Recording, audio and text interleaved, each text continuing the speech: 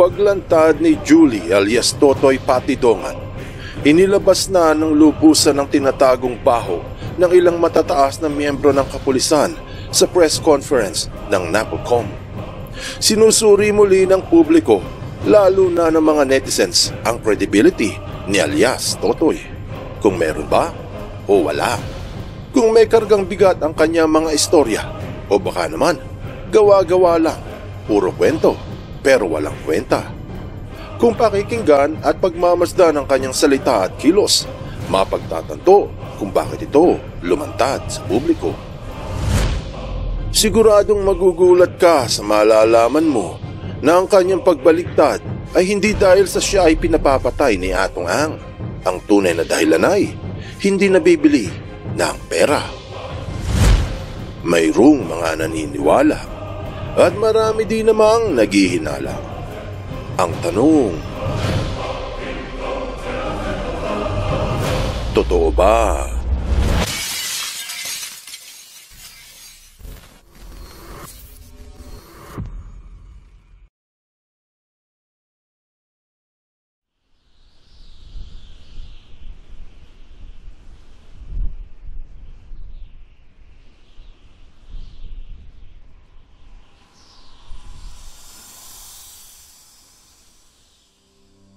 Mula pa noong lumabas ang saksi sa issue ng missing Sabongeros, marami na ang nagtatanong kung meron bang credibility ang salaysay ng isang alias Totoy.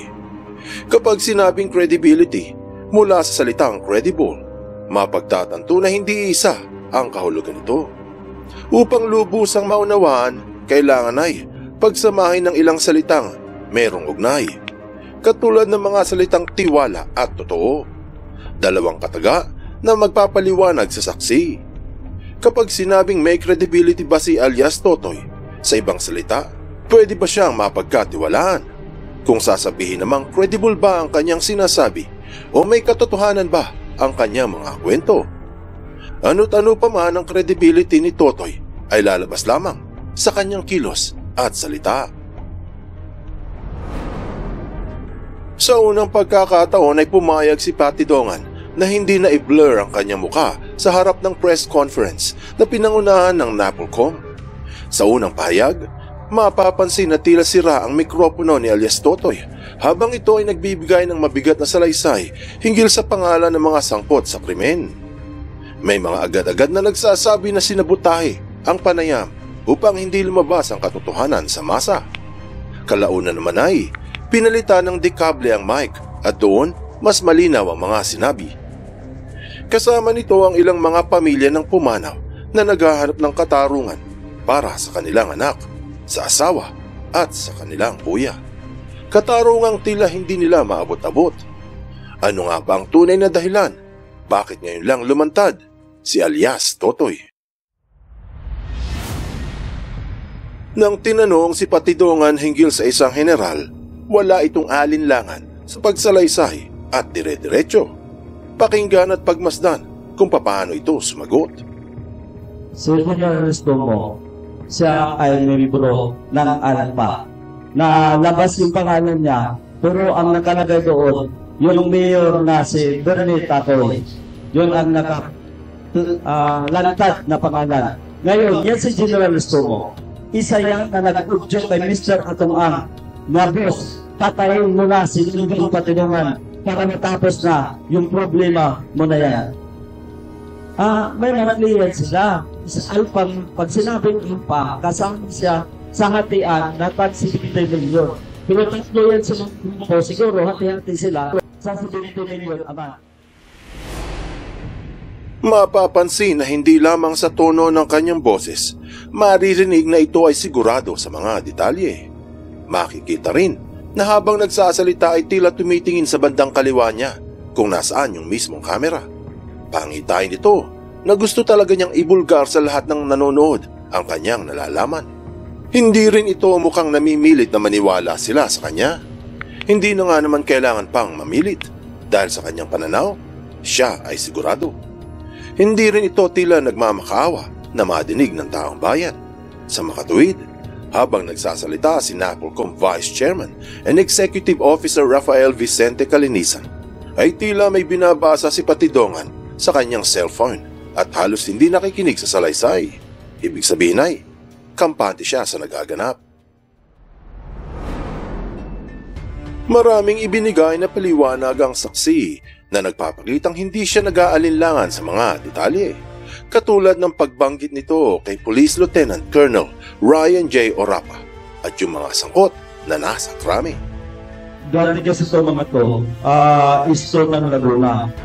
Pinamunuan ni Lieutenant Colonel Orapa. Simula noon hanggang sa palipat-lipat sila ng destino, kasama niya lagi yun. Doon sa firearms, kasama niya lahat yun. Sa ngayon, hindi naman nila alam yung punta ko. Pero may mga tao, mayroong nagpaparating na. Kapag nag-ipon-ipon na yan sila doon sa Camp Crame, baka karamihan yan, babaliktad na. At natakot yan na mataob yung kaldero nila. May ilan pang salaysay si alias Totoy na pangitain din na sigurado ito sa kanyang kwento. Katulad ng pangyayari hinggil sa pagtakip kay June Lasco. Nung si June Lasco, marami-rami ang kumuha doon. Kaya yung iba, hindi ko na namukhaan. Kaya nung magkabayaran, 2 milyon yun. Kinabukasan, tumawag yan sa akin si Mr. Orapa. Sabi sa akin na, Sir, dagdagan mo naman to ng 2 milyon, gawa ng marami kami. So overall, 4 million maliban doon sa binitbit nila na bolt. Kitang-kita naman yun. Kung matatandaan, ilang beses na ikinwento ito ni Patidongan. Pero mapapansin na kahit ilang beses itong pinaulit-ulit, hindi nagbabago ang mga detalye. Hindi rin nagkokontrahan ng mga salaysay. Patunay lang na hindi fabricated o kinathan ng isip. Pero hindi ibig sabihin ay wala siyang kasalanan.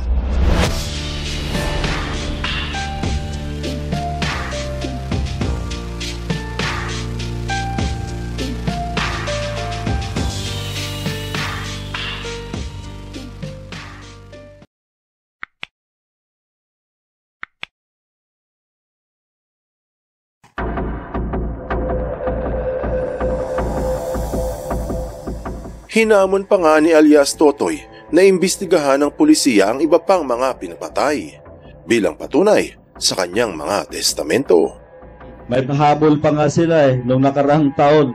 May nagnakaw ng manok. Kahit imbestigahan nyo doon sa PNP na COP ng Lipa, dahil kaklase yun ni Orapa, na nabanggit pa sa akin nung isang pulis din, bakit din nyo naman inayos yung trabaho nyo? Kitang-kita sa CCTV yung sasakyan nyo at mga mukha nyo. Ang problema, ayaw ilabas ni Mr. Atong Ang yung CCTV kasi sira daw. Inilahad muli ni Patidongan ang ilan pang mga detalye. Detalyeng tila walang sablay. Kung credibility ang pag-uusapan, tila mayroong bigat ang mga salaysay ng dating tauhan ni Atong Ang. Sa kanyang salita, maririnig na hindi ito nag-aalinlangan sa mga detalye. Sigurado siya sa kanyang pananalita. Pati ang kilos nito sa harap ng press at ng NAPOLCOM ay tila walang bahid na panluloko, kampante at kumpiyansa sa mga kasagutan. Ganun pa man, tunay man at totoo ang kanyang mga sinasabi, hindi pa rin maiaalis sa isip ng madla na bilang dating katiwala ni Atong Ang, baka totoong mayroon siyang bahagi sa mga krimeng ginawa na may ugnay sa sabong. At lumantad lamang ito bilang isang saksi at nagpakilalang susi ng katarungan sa missing sabongeros ay dahil sa malaking peligrong kanyang inaharap. Isa pa sa mga patunay na talagang sigurado si alias Totoy sa kanyang katotohanan ay nang tinanong siya hinggil sa banta ni Atong Angs sa buhay nito. Imbis na matakot ay nakuha pang magpatawa. Alam mo ito si Mr. Atong Ang. Sismoso rin kasi to. Totoo. Kung ano yung mga plano, sinasabi rin sa akin. Nadulas man siya. Alam mo, sa totoo lang, pinapapatay ka na ni General Stomo. Hindi ko lang ginagawa. That's it. That's it. Okay. May mga nagsasabi na tinatago lamang ni Patidongan ang kanyang takot dahil ang totoo ay nangangamba ito. Totoo na kahit sino ay matatakot kung buhay ang pag-uusapan. Gayunpaman, ipinamalas niya na sa gitna ng peligro ay marunong itong magsaya. Sa bandang huli ng press conference, lumabas ang katotohanan kung bakit siya bumaligtad at naging saksi laban sa bilyonaryong amo. Kahit sinong tao, pag ang pinag-usapan dito, pamilya, pagkay ina nila. Yan na akong katratakokan sa kanila kung gano'n sa buong pamilya ko, papatayin niya. Kaya sinabi ko sa kanya, okay lang, patayin mo ako, pinupatayin mo buong pamilya ko, hindi na pwede yan. Yun lang. Mapapansin sa tono ng kanyang boses na tila nangangatog ito nang binanggit ang salitang pamilya. Ito ay pangitain ng isang strong emotional connection sa kanyang asawa at anak. Sobrang tibay ng koneksyon na kumbaga kahit banta pa lamang ay ramdam na niya kung may masamang mangyayari sa pamilya. Bukod sa press con ng NAPOLCOM, sinabi ni alias Totoy sa isang panayam na may balak nga si Atong Ang na ubusin ang kanyang pamilya. Marahil ito rin ang dahilan kung bakit tumanggi siya sa huling suhol ng bilyonaryo para bawiin ang kanyang unang salaysay. Dahil nga alam ni Patidongan na baka bago matanggap ang pera ay ubos na ang kanyang mag-anak. Para saan pa nga naman ang salapi kung ang pamilya ay wala na sa kanyang piling. Totoo na ibinulgar ni alias Totoy ang mga sangkot sa karumal-dumal na pagpaslang sa mga missing sabongeros. Pero hindi ibig sabihin ay wala siyang kasalanan. Dahil kung iisiping mabuti, mayroon siyang bahagi sa krimen na nagdulot ng peligro sa buhay ng kanyang pamilya.